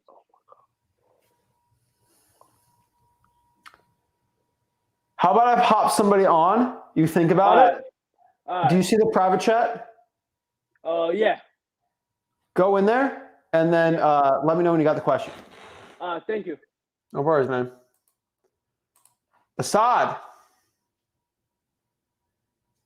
Hello. Hey Zach, how are you, man? Good. How are you? Can you hear me? Good, good. Loud and clear. Can you hear me? Is it clear? Yeah, I can hear you. Oh, yep. So, man, like 2 weeks ago, like I really got into like wholesaling thing. Like I was into it before, but like truly when I got into it, like it was 2 weeks ago. Like I got into your, wholesaling course and all that. Got through it like 70-80%. And 4 or 5 days ago, I got my first deal. It was a Okay. virtual in Texas, like close to Beaumont area. And no, the problem, like first day I was like excited about it, but then the next day, like the problem just started. I mean, there were like that many cash buyers for it, and I found one like local flipper over there. He was pretty interested, and he at first he offered me like I signed it, like got the deal for 118. And I thought like it was a pretty good deal. Like I did all the numbers like comps and everything. And the flipper, I asked him like 180 something like that. He was like, I can give you like 150 for it. And I was like, okay, we can negotiate. And then he was like, I'll go there next day. He went there and then he said, man, it's like too bad for 150, not even 100K. And that's where I am right now. Like, is there like I thought it was a killer deal, but I think since it was virtual and I didn't go in there, it's way worse than I thought. And I Well, have okay. Hold up. How much do you have under contract for right now? 118, 118. And did he offer 150 or did he offer 100? From the flipper, or The flipper. yeah, he offered me 150, and I asked him like if we could meet in the mid at 165, and he said okay, I'll go there and check it out. And when he came, he went there, and after that he was like, it's too bad, and I'm out. It's like not even worth 100K, under 100K. Okay. Like it was like it was like flood area. Seems like the Whoever like property got some issues. So either you get more cash buyers. I tried like multiple, and then they were like, it's like in bad flood area. It's like gets flooded every now and then. That's why nobody. So what should I do? What should be the exit You cold strategy? call all the four rents. There aren't many, and those I called. I called those who like recently sold the comps, and most of them like they don't want to work. I mean, the real estate agents, they were like, How we many don't. Facebook DMs did you send out for Facebook groups yesterday for that About deal? about Yesterday. about 50, and then Facebook banned me from. 250? Yeah, and then they didn't let me text anymore Facebook Messenger. They just, they stop you. I think they block you from something like that. But Okay, so today, how many emails did you send out today then? emails I didn't add much. I have gotten I've Good. collected the emails around like around 60, 70, and I haven't like blasted out like the Asad, emails. you're asking me for permission to find. You already know my answer. Just if you don't have a buyer, find more buyers, right? And you know No, how to find the buyers. You just got to do it. the thing is like those who were like serious, they were saying like it's in like bad area, I mean flood zone area. So what you think, like some of them say like it's not even worth your time either, you should just cancel the contract and move on. What would you recommend if it's like that kind of If area? it is that bad, you need a price reduction. You got it under contract for too high. Oh, the seller was like he was saying like he already has some other offers, and also like he wanted Okay. for a higher EMD, I had to put like $2,000 Okay. and $100 option. Your best option is to find a cash buyer to buy this. And your second best option is to get a price reduction. Those are your options. You have two options. So just So I would try to find some cash buyers for today or tomorrow. If Email not, try to blast. get a reduction. That's all you can really do. email blast and then Cold call. cold call from PropStream. I have never actually Cold used call this. for rents. You can also cold call real estate investor association groups, right? Yeah, there Cold weren't call very many realtors. rents around that area. That's why. Did you use the realtor cash buyer hack I did? Realtor guy. Oh, the one through realtor. Yeah, that's what I'm saying. Like most of them say like we don't work with wholesalers, and some of them like okay, if we Okay. have somebody, then How many let's. realtors did you talk to? I think around 10. Well, we got to get a little more than 10. Okay. Just cold calling. Yeah. Okay, perfect. And if I have like for 15 days for option period. You got to get moving, man. Sorry, How many more days do you have left on the inspection? I think it should be around 10 more days. Get working, bro. All right, cool, bro. And what's the worst case scenario? If You find a cash buyer and you sell it. that's the worst case scenario, Oh, worst case scenario is you just don't do the deal. do I get the EMD back or like If it's within the inspection period, then yes. the title company said like we both have to sign it? Then why do you use that title company? Isn't that the rule in the Texas thing? Like they say like if you use check. That's not a rule. If you go to freewholesaling.com, you got to talk to the right title company, and the right title company will be okay with you doing that. It's one of the questions we ask when you go through the freewholesaling.com. Yeah, I did like multiple of them, and they seemed like the better. What city? Sorry, Beaumont. Beaumont. Yeah. You're telling me in Houston, Texas, no title company is okay with an assignment and get out during the inspection period? I actually just looked in the Beaumont area. I didn't look into Houston. Well, you didn't ask the right questions, man. What you asking me? Or you? What did you just say? I couldn't hear. I got like bad connection. All right. Let me just be straight up with you, man. On the freewholesaling.com course, we clearly state if the title company is not okay with you wholesaling, and you explain the entire process, and you explain how EMD works, if they say, here, we're going to take your EMD, but to get it back, you're going to have to do this, this, and this, and you give them the EMD, you're knowingly doing that, and you already know you have a problem, and you already do it. Like other than that, like everything else, they like just checked everything. I mean, I asked them if they do double closing or everything. Like I watched the Rick's video on it, and pretty much everything was on point. And I think this was the only point I didn't pay attention to, and this is what's coming after me now. But salary is pretty cool too. But let's see what happens. I still got 10 days. Hopefully, All right. We'll see what happens, man. Yeah. Get to work. Yep. Thanks, man. All right. Thanks. Thanks a lot. Yeah, guys, if when you find a title company like we teach in the videos, if other wholesalers aren't recommending it, I would probably not be doing it, right? You have to explain to the title company about wholesaling, and you have to explain to them how EMD inspection periods work and if they're okay with that. He clearly did not do that, and now he has clearly broken his leg, and he's asking me how to fix it without asking me, how do I not get my leg broken? Clearly two different questions. And it's just, it's crazy. But that's the reason why we have the videos like that. But yeah.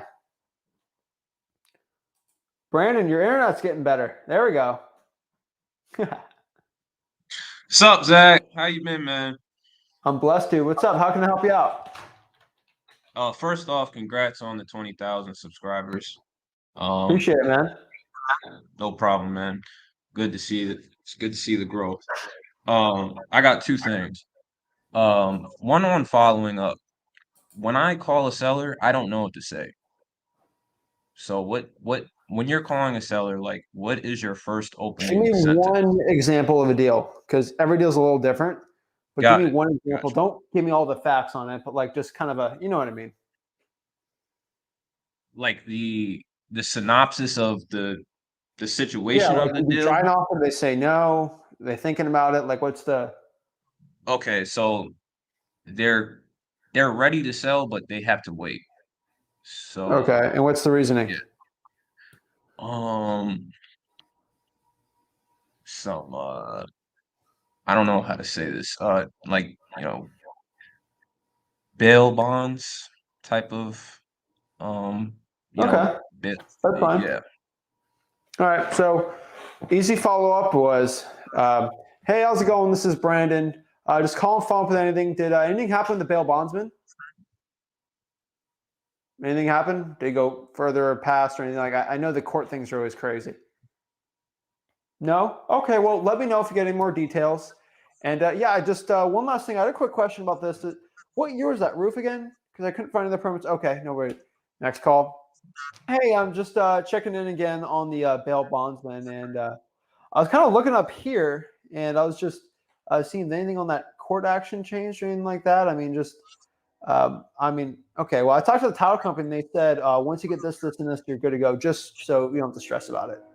Another call, just hey, what year's that roof? I'm trying to calculate if this is even going to be a good fit for us. Like just anything going on. I can go forever, man, because it's about the person, and so I can always talk to people all day, right? That's the point. Right. Right. I got my butt chewed out on Oh, that situation. So I for you don't got want to to, get you out for caring.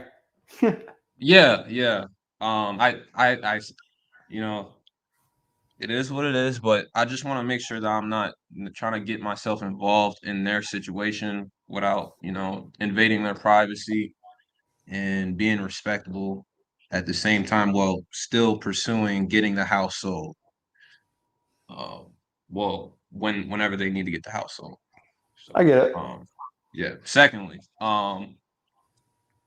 for cash buyers, um, I know you can use Facebook groups and PropStream. What are the other ones that you would use to find cash buyers, if there is any? So right now, what market are you in again? I'm in Tampa right Yeah, you're now. gonna be in Tampa. Are you gonna find buyers in Tampa, or is it gonna be virtual? In Tampa, Okay, Tampa Bay. Yeah. so let's do this really quick. Let me help you out. Let me, And I just thought you could use for rents. That just came up to my head as right now I'm struggling finding buyers, but I know that you can use those certain ways to get the job done. all right. So, dude, all I'm literally gonna do is let's do this really quick. I'm going to Tampa real estate auctions. Seriously, this is all I'm doing. Sharice beat me to it. This is all you gotta do. All right. This is auction.com, which I really actually like. Right. Yeah. Yeah. So you just go to all the little auctions on here. Auctions ending. Let's see. Let's do combine type in person. Let's do 5 miles from Tampa. All right. So we're on the 16th.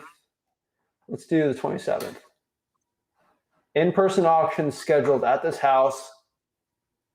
I would go there on that date, meet with the 30 people that show up. 29 will lose the auction, and 29 will want to buy this single family 2-1.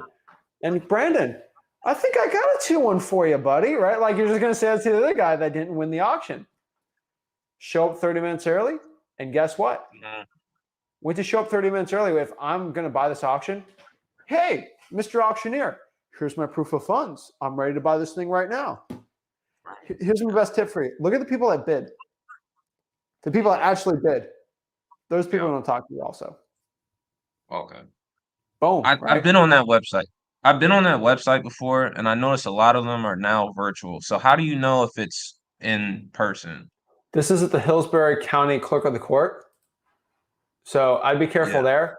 Also, look who bought this property on the property appraiser in the future. Yeah. Look at some other ones. Oh yeah, look, this is a foreclosure sale online. So that kind of stinks. All right. In person, that stinks the way it does it. Let's do lordy, where am I gonna go?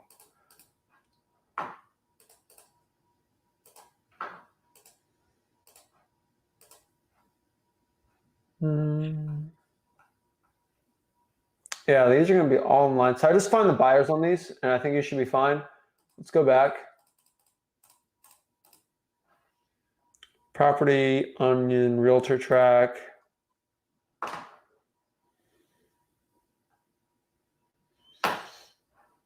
Let's see here. Like this one sold a couple days ago, dude. 41K. I'd find the buyer on this house. Yeah. I would find the buyer on all these little things. Let's look at where are the ones that are ready to go. Yeah. Ending soon. So this one's on the 18th. Let's see this one.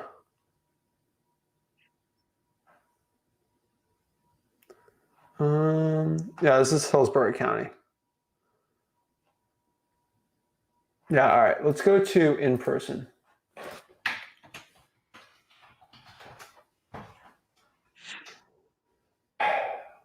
All right, so what I'm going to do here is call Premier Estate Auctions, Southern Realty and Auction, and then Tampa Estate Sales. And these are kind of clear houses, but see if they have any actual in-person ones. And then, yeah.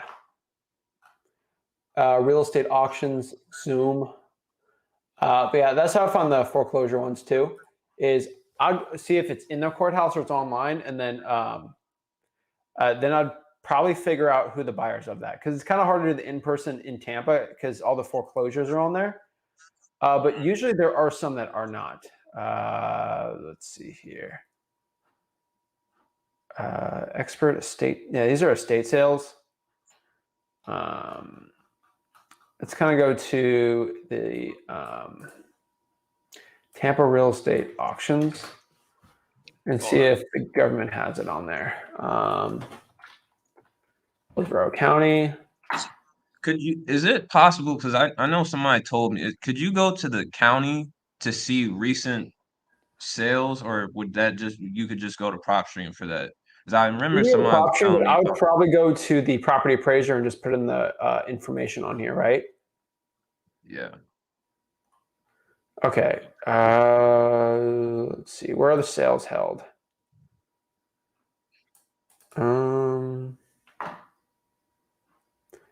At the foreclosure sales website. So I'd probably, I don't think does it cost anything to register? No, you can just register here. Yeah. Yeah. Where's the website? Right, where are you? Right here. Let's see. 5%. So they all have to put 5% good faith deposits. So I would probably just look them all up. Okay. So, yeah, what site are you on? Which site was that? Hillsclerk.com. Okay. All right. Yeah. Yeah. Okay. Yeah. And then But honestly, what you can do also, dude, just go in person and ask for a list. Right. Yeah. Right? Because if they're buying it from the government, dude, then since it's the government, not a private sale, you can get some of that information. Right. And then this is pushing it, right? This is most likely a no, but it doesn't never hurts to ask. Once you get the information, do you have a list of all the people that bid it on these? Most likely it's going to be a no, but ask nicely. Why not? Because, dude, it's like a 1% lottery. But, dude, what if you hit it, right? Yeah. Closed mouths don't get fed. Yeah. That's the point, man. It's like, why do you try a half-court shot? Just because how sick it'd be if you did it, right? You know it ain't going to go in, but once it goes in, sometimes it's kind of awesome. So that's the point. Hail Mary. Yeah, what is that? So auctions, cold call in the for rents, cash sales on pre-foreclosures and Facebook groups. That's the 4 main ways. Appreciate it, Zach. And the last way, Very man, let me give you a quick secret. Do you know any other wholesalers in Tampa that are making a lot of money? no, I don't. All right, go on Facebook and try to find some. Usually they're flexing hard on Instagram. See if they're posting what deals they're wholesaling at, and then look up those deals online and find the cash buyers. On Instagram or Facebook? Which Anywhere. one? Any flexers from Tampa Real Estate. Yeah. You also go to Tampa Real Estate Investing Associations, but try to find addresses of wholesaling deals. Okay. Actually, let's go to YouTube together. I'm not going to promote anyone's stupid little guru thing, but let me see if I have any. Let's see here. Let's go to Tampa Real Estate Wholesaling. And I search Tampa Real Estate Wholesaling, and I see some people popping up. So I'd probably look up those things. That on both media platforms, right? Yeah, look them all. Look at all of them. Okay. Yeah.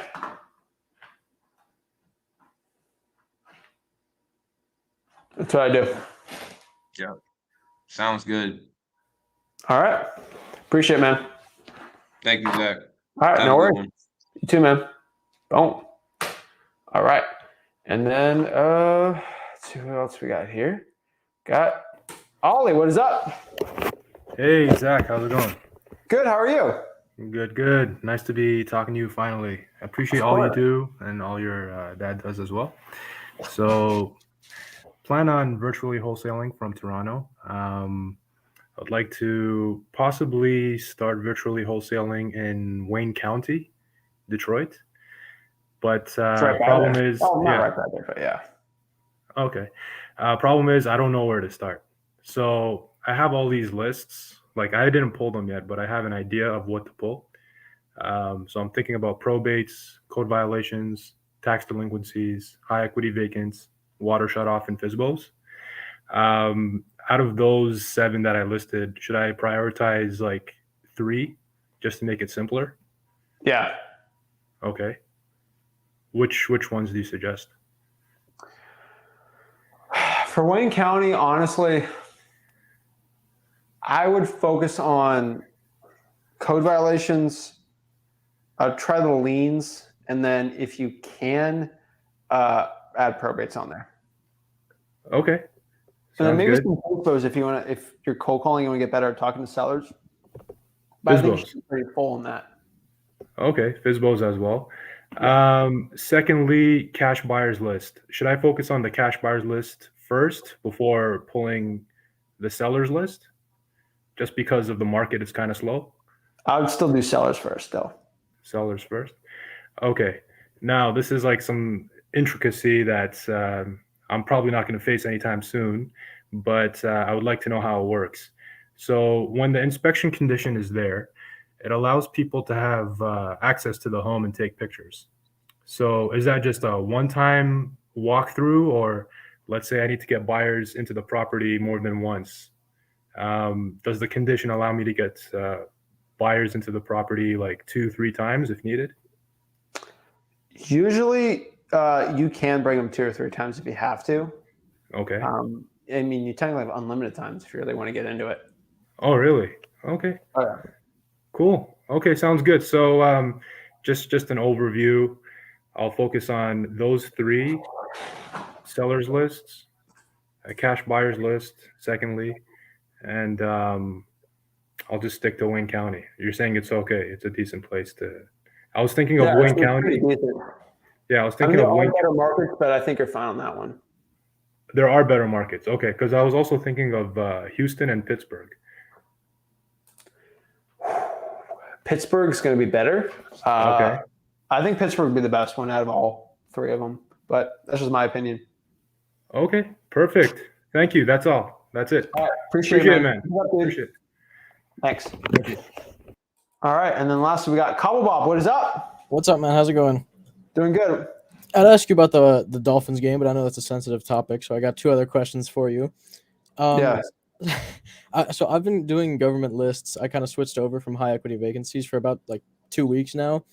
And when I'm doing probates and code violations, I kind of sift through these through the day. And I'd say about like 5 probates get filed daily, maybe 2 or 3 of which I get to actually contact. And then through code violations, I can kind of go back on the list for the month. But eventually I do kind of run out of people to call. So I want to have something going while I'm doing that, like a backup list. I can have either text blasting or to cold call after I sift through those new cases for the day or whatever. Is there something you'd recommend to kind of get a thicker list of people to contact? Trying to think here. Let's see. Honestly, have you gone through? I mean, I can go through the list here. Have you gone through all the liens?